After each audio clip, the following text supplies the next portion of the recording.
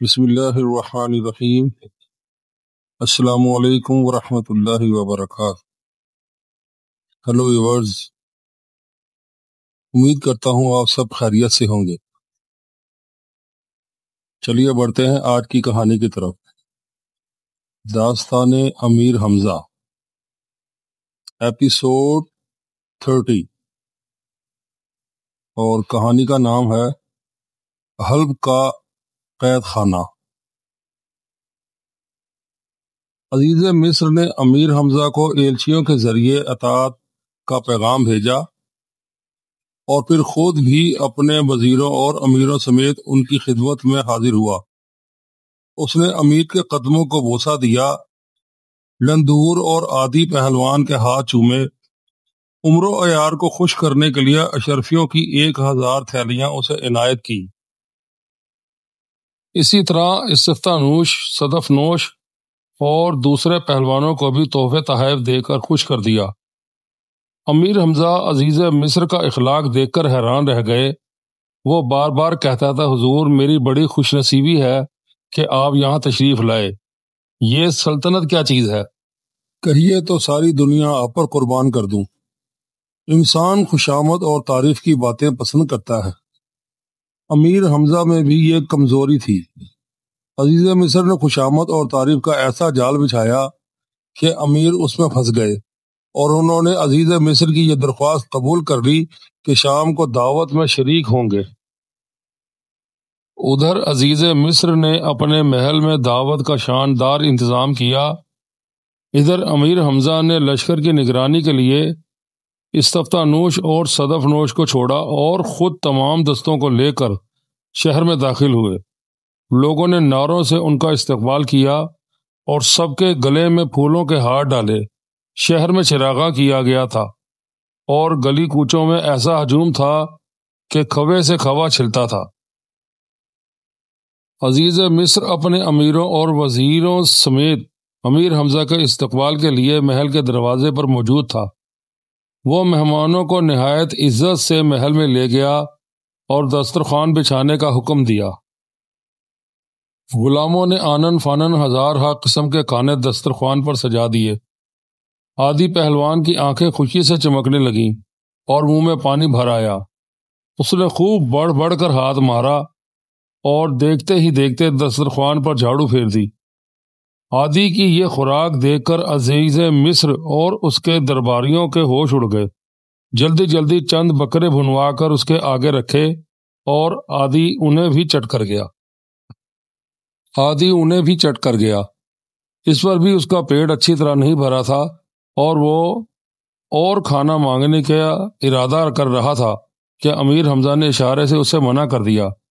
تب عادی نے پیٹ پر ہاتھ پھیرا اور ایک ایسی زبردست ڈکار لی کہ محل کے برج پر بیٹھے ہوئے بے شمار جنگلی کبوتر ڈر کر اڑ گئے۔ کھانے سے فارغ ہوئے تو پھلوں کی باری آئی۔ پھر خوشبودار شربت سے بھری ہوئی بڑی بڑی بلور کی سراہیاں اور شیشے کے پیالے لائے گئے۔ اسی شربت میں بے ہوشی کی دوا ملی ہوئی تھی۔ عزیز مصر نے اپنے ہاتھ سے پیالے بھر بھر کر مہمانوں کو دینے شروع کیے۔ عادی پہلوان کی پیاس بھلا ایک پیالے سے کیا بجھتی۔ اس نے اوپر تلے 10-12 سراہیاں چڑھا لیں اور انٹا غفیل ہو گیا۔ بے ہوش ہونے سے پہلے اس نے لندور سے کہا، ایسا مزیدار شربت زندگی بھر نہیں پیا تھا۔ مگر بھائی دیکھنا، اس کمرے کی چھت کیوں گھوم رہی ہے؟ لندور نے بھی جی بھر کر شربت پیا تھا اور اس کی حالت بھی عادی سے کچھ مختلف نہ تھی۔ اس نے گردن اونچی کر کے چھت اور دونوں ہاتھ یوں اوپر اٹھا دیے جیسے گھومتی ہوئی چھت کو روکنے کی کوشش کر رہا ہے۔ پھر وہ بے ہوش ہو گیا۔ عادی بھی ایک طرف اوندھے منہ پڑا تھا۔ اس وقت امیر حمزہ اور عمر و عیار کچھ ہوش میں تھے، مگر ان کے ہاتھ پیر سن ہو گئے تھے۔ تھوڑی دیر میں سلطان بخت مغربی، شہپال ہندی کے بیٹے اور عادی کے تمام بھائی بھی لمبے لمبے لیٹ گئے۔ تب امیر حمزہ نے عمروں سے کہا، آج ہم مارے گئے، عزیز مصر نے شربت میں کچھ ملا دیا تھا۔ یہ سن کر عزیز مصر پر خوف طاری ہوا۔ وہ اٹھ کر بھاگا تو عمروں نے اسے پکڑنا چاہا، مگر فوراً ہی غش کھا کر گر پڑا۔ حمزہ اپنی جگہ بے حرکت بیٹھے تھے اور حیرت سے ہر طرف دیکھتے تھے۔ عزیز مصر کے طبیبوں اور حکیموں نے کہا، عجیب بات ہے کہ حمزہ بے ہوش نہیں ہوا، اس کے جسم کو ہلایا جلایا جائے تب بے ہوش ہوگا۔ چند غلام آگے بڑھے۔ امیر حمزہ نے اپنا خنجر نکال کر چاہا کہ ان کو ماریں کہ ایک دم فرش پر ڈھیر ہو گئے۔ اسی وقت غلاموں اور سپاہیوں نے ان کی اور ان کے تمام ساتھیوں کی مشقیں کس لیں اور راتوں رات ایک جہاز میں سوار کرا کے حلب شہر کے قید خانے میں پہنچا دیا۔ اس کام سے فارغ ہو کر عزیز مصر نے نوشیروان کے نام ایک خط لکھا، جس کا مضمون یہ تھا، میں نے امیر حمزہ اور اس کے تمام ساتھیوں کو گرفتار کر کے حلب کے قید خانے میں بند کر دیا ہے۔ اب فرمائیے آئندہ کے لیے کیا حکم ہے؟ میں نے ان سب کو شربت میں دوائے بے ہوشی ملا کر دی تھی اور وہ 3 دن تک بے ہوش پڑے رہیں گے۔ آپ کا تابع دار عزیز مصر۔ ایک تیز رفتار قاصد یہ خط لے کر مدائن پہنچا اور آدھی رات کے وقت نوشیروان کے محل میں داخل ہوا۔ بادشاہ اس وقت سو رہا تھا۔ کنیزوں نے اس کو بیدار کیا اور عزیز مصر کا خط دیا۔ نوشیروان نے خط پڑھا اور حکم دیا کہ بخت وزیر اور بزر جمہر وزیر اعظم کو حاضر کیا جائے۔ تھوڑی دیر کے اندر وہ دونوں نوشیروان کے پاس پہنچ گئے۔ بادشاہ نے ان کو یہ خط دکھایا اور مشورہ طلب کیا۔ بختک دل میں بے حد خوش تھا، کہنے لگا، حضور آپ عزیز مصر کو حکم دیجئے کہ حمزہ اور اس کے ساتھیوں کے سر کاٹ کر مدائن روانہ کر دے۔ آپ کی کیا رائے ہے؟ بادشاہ نے بزر جمہر سے پوچھا۔ بزر جمہر کے ہونٹوں پر ایک پراسرار مسکراہٹ نمودار ہوئی۔ اس نے ہاتھ باندھ کر عرض کیا، جہاں پناہ کا اقبال بلند ہو، میں نے حمزہ کے بارے میں نجوم سے حساب لگایا ہے، اس کی عمر 195 برس ہے، اس لیے کوئی شخص اس کو مار نہیں سکتا۔ ممکن ہے آپ کا خط پہنچنے سے پہلے ہی وہ آزاد ہو جائے۔ اگر یہ خط اس نے دیکھ لیا تو وہ آپ کا دشمن ہو جائے گا۔ بزر جمہر کی یہ باتیں سن کر بادشاہ دل میں بے حد ڈرا۔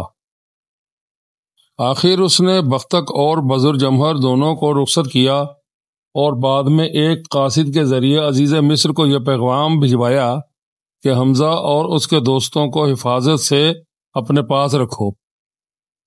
خبردار انہیں ذرا بھی رنج یا تکلیف نہ پہنچنے پائے۔ میں چند روز تک خود مصر میں آتا ہوں اور حمزہ کو اپنی موجودگی میں جو سزا دینا چاہوں گا دوں گا۔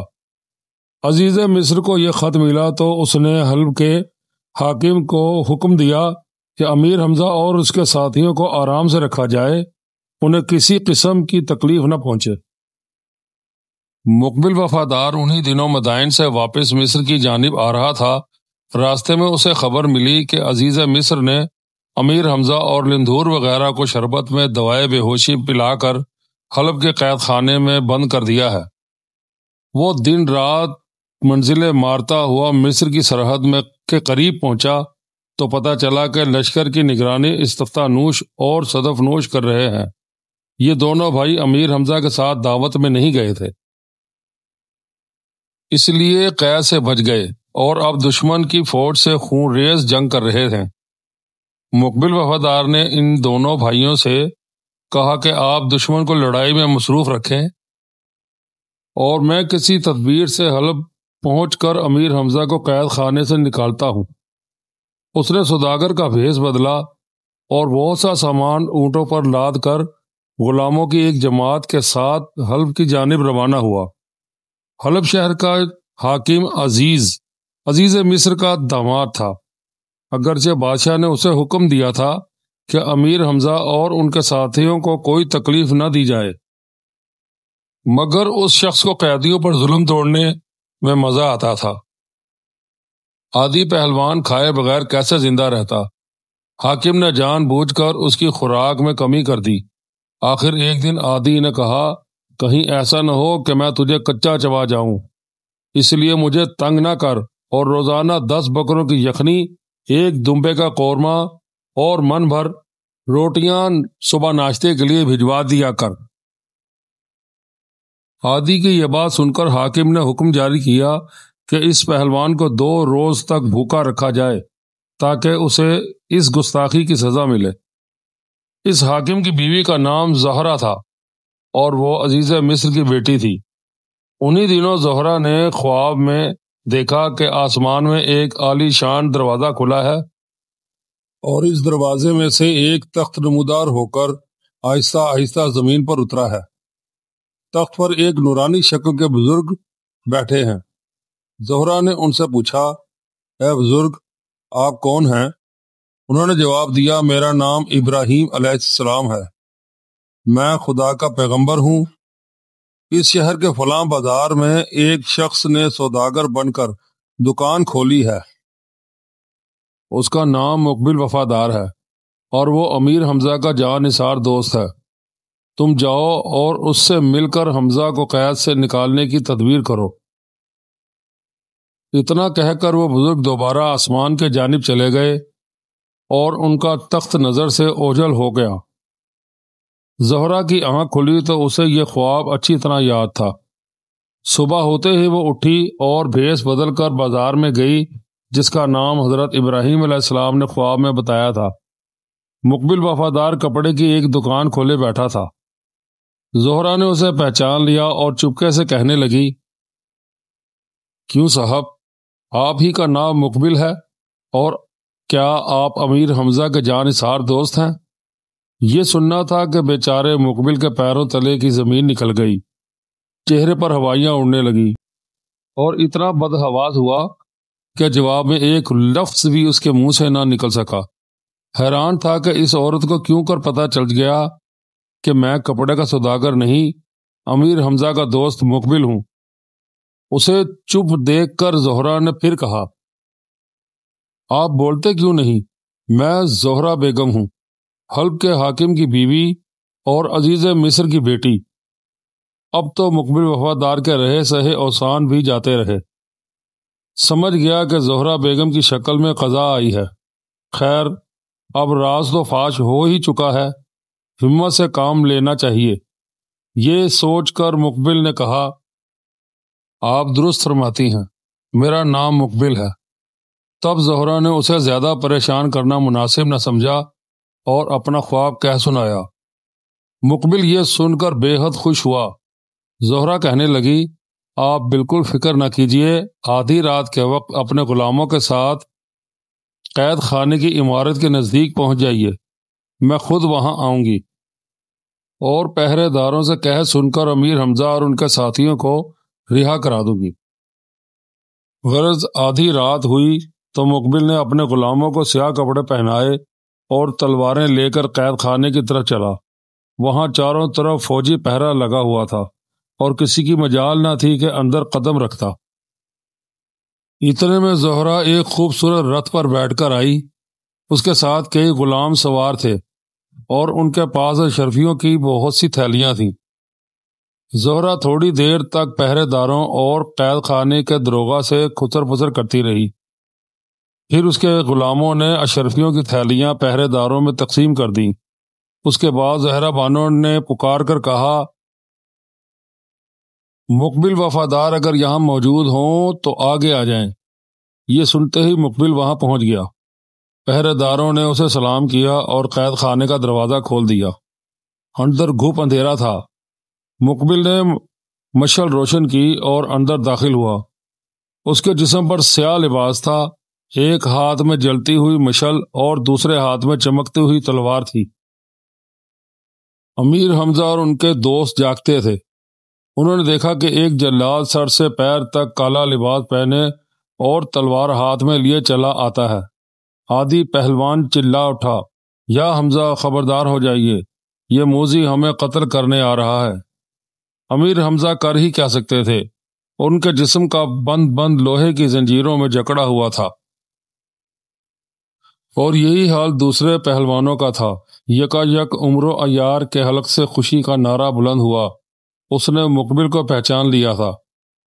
مقبل آگے بڑھ کر حمزہ کے قدموں پر گرا اور رونے لگا، پھر چاہا کہ ان کی زنجیریں کاٹے، کہ حمزہ نے کہا کہ پہلے میرے ساتھیوں کو آزاد کراؤ۔ مقبل نے ایک ایک کر کے سب کو آزاد کر دیا۔ اتنے میں امیر حمزہ نے ایسا زور کیا کہ لوہے کی زنجیریں پگھل کر ٹوٹ گئیں اور وہ آزاد ہو گئے۔ یہ دیکھ کر مقبل نے کہا، حمزہ تم نے پہلے یہ زنجیروں کو توڑنے کی کوشش کیوں نہ کی؟ کوشش تو بہت کی تھی مگر کامیابی نہ ہوئی۔ میں سمجھ گیا کہ یہ خدا کی طرف سے آزمائش ہے، اور اب دیکھ لو کہ جب یہ آزمائش ختم ہوئی تو زنجیریں خود بخود موم کی طرح نرم پڑ گئیں۔ اسی طرح باتیں کرتے اور ایک دوسرے سے ملتے ملاتے سب لوگ قید خانے سے باہر آئے۔